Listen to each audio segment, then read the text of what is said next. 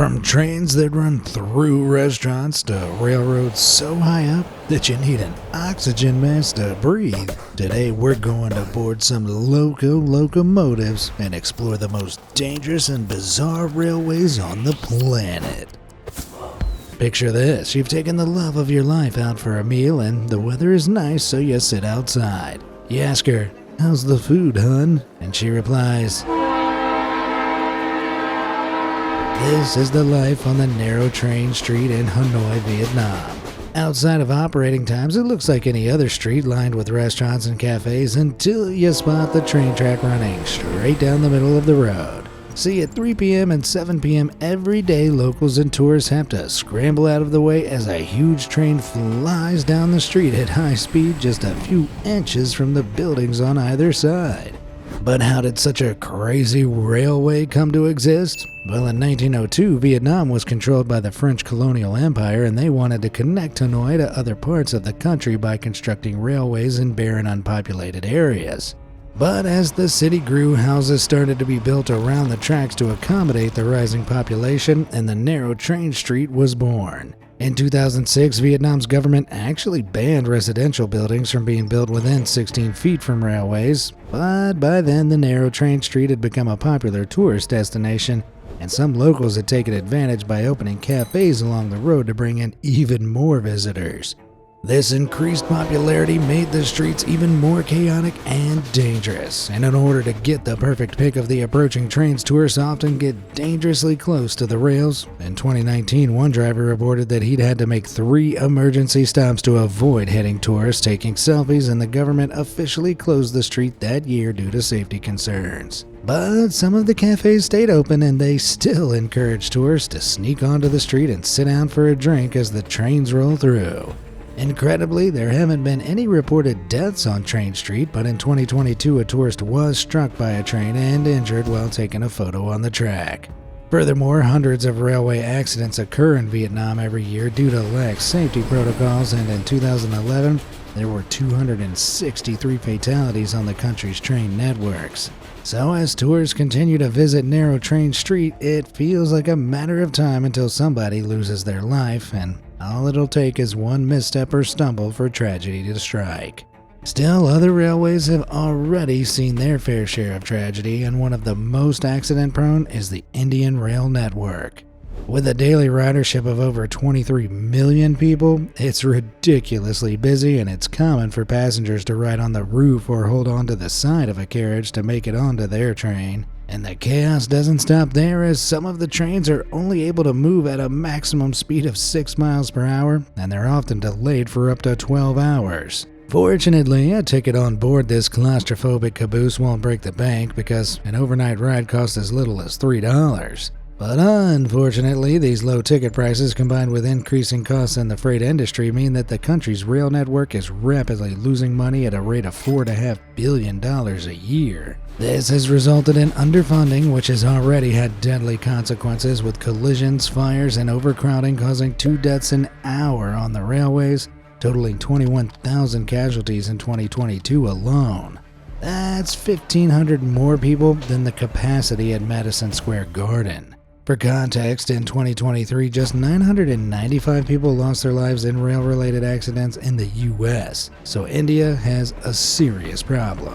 But it'll take billions of dollars to fix, and so far India's government has been reluctant to cough up the money, so the country's trains are going to stay cramped, slow, and incredibly dangerous for the foreseeable future. Riding on the roof of a moving train is actually called train surfing, and in most places it's very illegal. But if you head to the Qinghai province of China, you can legally catch a train on the Tibetan Plateau, an extraordinary region that's widely known as the roof of the world. See, this is the highest plateau on the planet with an elevation of over 14,000 feet, and it covers over 965,000 square miles of Central, South, and East Asia. It's also home to the Qinghai-Tibet Railway, which is officially the highest train line in the world. It runs for 1,215 miles between Xining in the Qinghai province and Lhasa, Tibet. And its highest point sits an incredible 16,000 feet above sea level. For comparison, the world's tallest building, the Burj Khalifa, is around 2,700 feet, so you'd need about 6 of them stacked on top of each other to reach the track's lofty heights. In this extreme environment, the air contains 43% less oxygen than at sea level, which can cause headaches, nausea, and dizziness due to altitude sickness. But in extreme cases, this oxygen deprivation can lead to high-altitude pulmonary edema, or HAPE, which is a buildup of fluid in the lungs that's fatal 50% of the time without treatment. So riding this train will literally take your breath away, and some rigorous procedures have been put in place to make the journey safe. Every seat on the train is fitted with an oxygen mask so each passenger can breathe safely. Plus, a doctor and a nurse board the train at Golmud Station, where the altitude starts to rise so they can treat any passengers in the event of an emergency.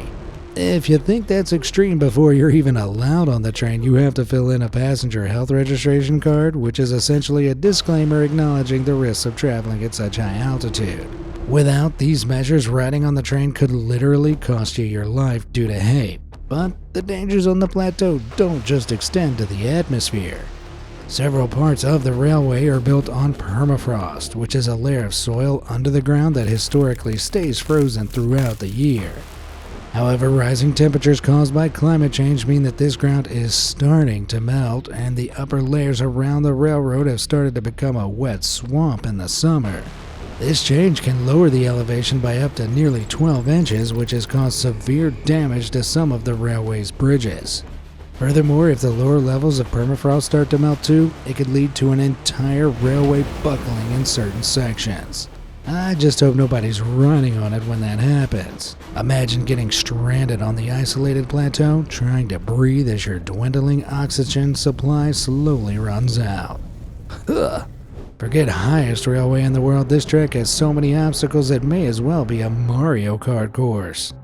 But it isn't the only train line that runs at horrifying heights. The Chenab Bridge in India is officially the tallest rail bridge in the world, and its height of 1,178 feet makes it slightly shorter than the Empire State Building and around 100 feet taller than the Eiffel Tower. The mile-long bridge is part of a 169-mile railway between Jammu and Baramulla, and it was constructed in 2022 so trains could pass over the Chenab River. But the journey across is pretty terrifying.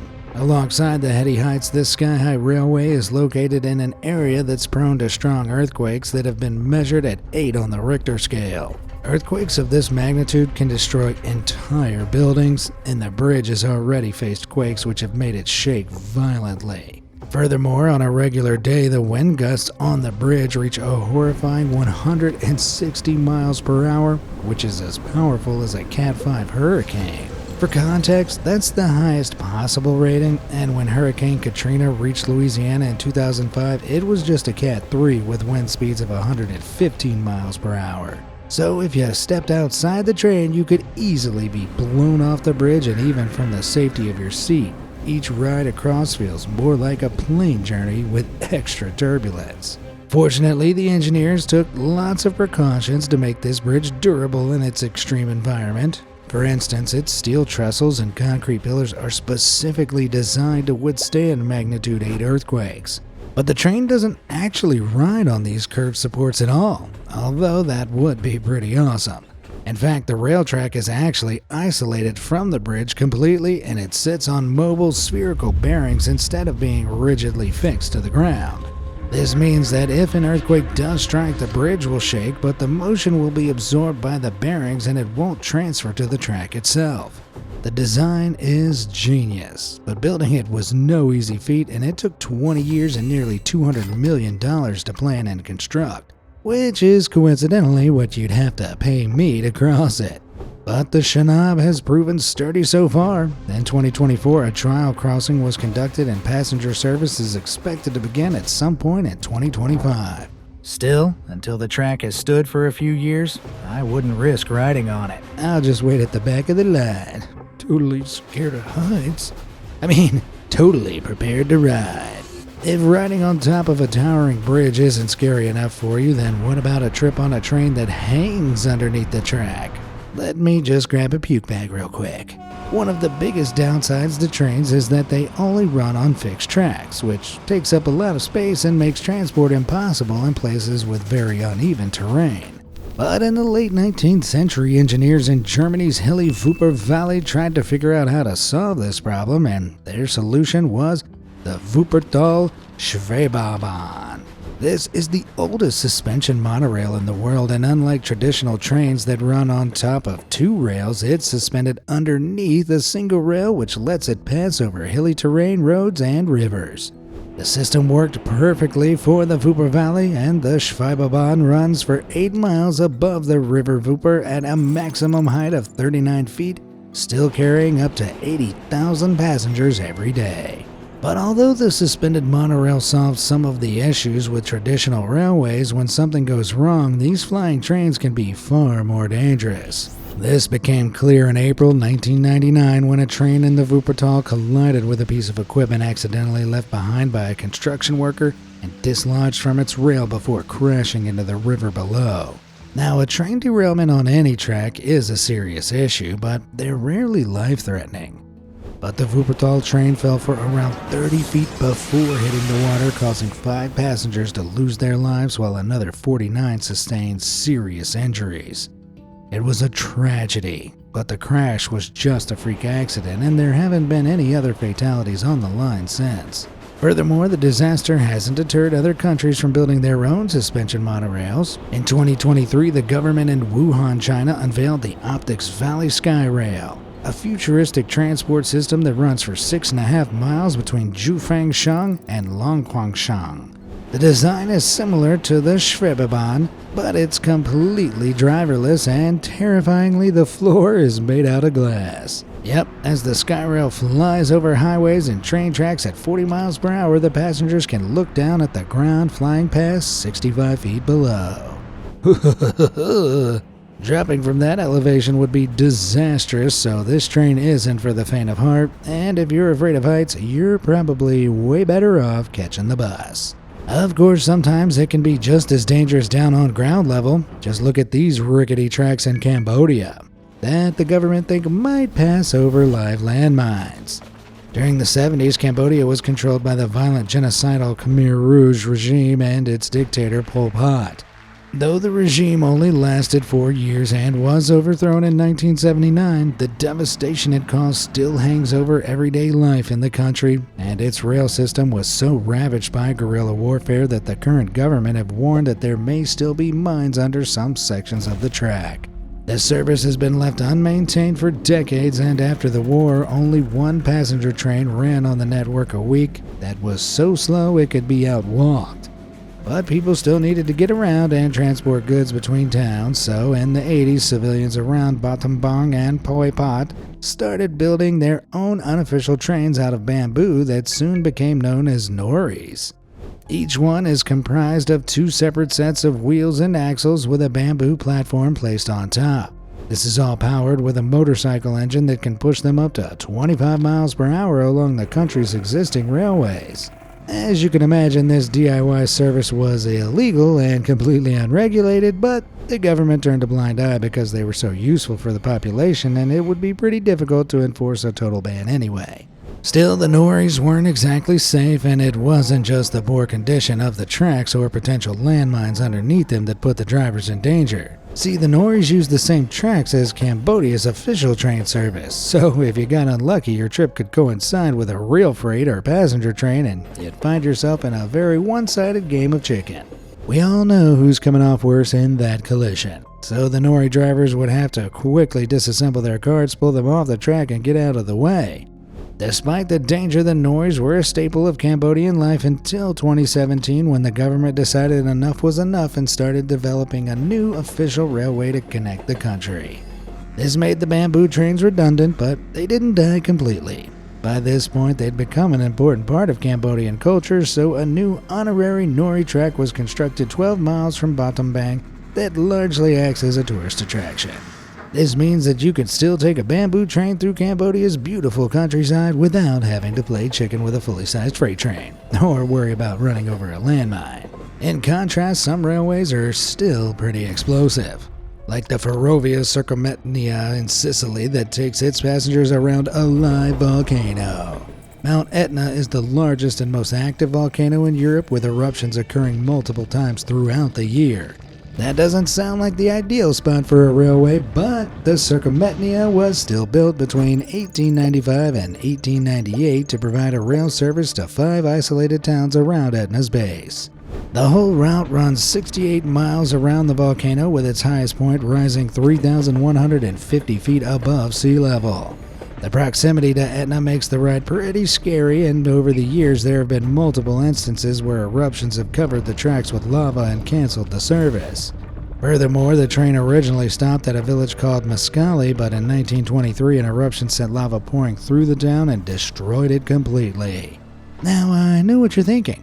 There's no way I'd ride these tumultuous tracks. But fear not, because this railway is actually surprisingly safe. For one, it doesn't run around Etna's mouth, and it actually keeps a safe distance from the volcano. Furthermore, lava is actually very slow, typically traveling at around 0.25 miles per hour. When Mascali was destroyed, the villagers had 3 days to evacuate before the lava reached their homes. So in the unlikely case that the volcano does erupt while you're riding on the train, you'll have plenty of time to make your escape. Furthermore, while Etna is incredibly active, this is actually a good thing. Frequent eruptions mean that each one has less force and is somewhat predictable, so Sicily's scientists will usually know whether the volcano is going to erupt or not, and they can give the all clear before your train departs. Though this isn't to say that there's no danger at all. Sometimes eruptions can strike without warning, and Etna has been known to spit out huge chunks of rock called lava bombs that can travel for several miles before falling from the sky. It's unlikely that one of these would hit your train, but you never know, and dodging pyroclastic projectiles is definitely one way to spice up your morning commute. Despite the rest, the railway does offer some lovely views of Sicily's countryside, making it a popular spot for sightseers visiting the country. But it isn't the only tourist attraction that's put its passengers in mortal danger. From spiders to sharks, everything in Australia wants to kill you, and in the Blue Mountains of New South Wales lies the Katoomba Scenic Railway, a death-defying landmark that's officially the steepest railway in the world. The track descends at a 52-degree angle, and it looks like it belongs in Six Flags.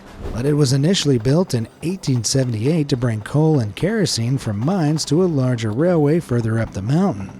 When the mines closed in the 1930s, the owners realized that they could monetize the coal carting cars in another way by giving them a new life as a ride for tourists. The first iteration required the passengers to kneel in the original coal cars with sacks over their legs. This could have easily resulted in a serious accident, but fortunately the owners wised up and replaced the deadly carts, and today they've evolved into carriages that boast glass roofs and comfortable seating for 84 passengers as they plummet down 1,360 feet of track. For the bravest passengers, there's even an option to tilt your seat forward into a cliffhanger position that increases the 52-degree angle to 64 degrees. Now I know what you're thinking. How the heck is this legal? Well, the railway isn't actually a roller coaster because it only moves at a top speed of 9 miles per hour. That might be disappointing, but the tourist attraction brings in 840 passengers per hour, and the angle of the railroad is still pretty terrifying even at these slow speeds. So if you find yourself in Katoomba, it's well worth visiting if you can keep your lunch down during the terrifying descent. If that made you want to hurl, then don't put away your puke bag just yet, because we're not done with steep railways. Up in the Swiss Alps sits the Stundsbahn, a train that scales a near vertical slope with a gradient of 47 degrees. In just over a mile of track, it ascends almost 2,450 feet at an impressive 22 miles per hour before continuing its climb to a popular ski village called Stoos. The reason it can ascend so quickly is because it's officially the steepest funicular train in the world, which is a unique form of railway that lets trains climb steeper slopes by utilizing counterbalancing rather than fuel. 2 separate cars are connected to the same cable, which runs through a system of pulleys at the top of the incline. The pulleys are powered by motors which pull the cable to simultaneously pull one car up the slope and lower the other to the bottom, allowing them to pass each other at a special point further up the climb. That's pretty neat, but the design inside the carriages is even more impressive. See, on such a steep incline, you'd think the passengers would start falling out of their seats, but the train's 4 cylindrical cabins actually rotate to keep the 34 passengers level no matter the gradient of the track. This feat of engineering took 14 years and $53 million to build, but I say it's worth every penny. During the winter, snow covers all the roads leading to Stoos, and the tilted track is the only way in or out of the village. So if you want to ski, you'd better get good with heights, because this railway will give you access to an entire winter resort. However, some funicular railways don't need electric motors to function, and the Lenton and Lynmouth Cliff Railway in the UK has been using water to power its trains since 1887. See, the towns of Lenton and Lynmouth are neighbors, but they sit at the top and bottom of a 500-foot cliff, so historically traveling between them has been very inconvenient. But that all changed in the 1880s when the government decided to connect the villages by creating a funicular that doesn't require any electricity to function. Let me explain. The 2 carriages are connected by cables which run through pulley wheels at both ends of the tracks. But the carriage at the top of the slope has a tank which is pumped full of water from the Westland River, making it heavier than the carriage at the bottom. As it descends at 15 miles per hour, this extra weight pulls the other carriage to the top, and once it's at the bottom, the water is drained and the cycle continues. Pretty cool, right? This system allows the trains to travel over 862 feet of track at a 30-degree incline, and today the 150-year-old railway is a popular tourist attraction.